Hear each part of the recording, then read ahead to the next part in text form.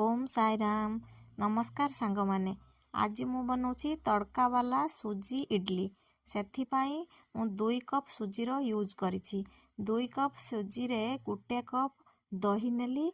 सेथिरे गरम पानी देई एहाकू पतला भावरे बेटर प्रस्तुत करिनेली। कारण सुजी फुलिबा पाई पानी बहुत दरकार। सेथिपाई एहाकू आधा घंटा मु रेस्ट पाई रखिदेली।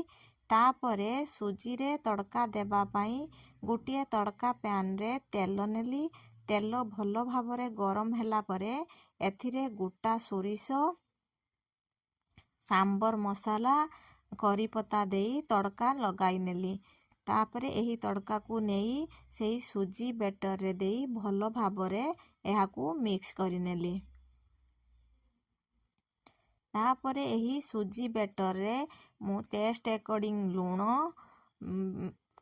खाइबा सोडा आपण माने चाहिए इनु मध्य देई पारिबे।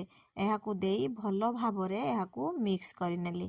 तापरे इडली प्रस्तुत करिबा पाई इडली फ्लेम रो कढ़ई रे पानी देई मु एहाकू फुटाई नेली।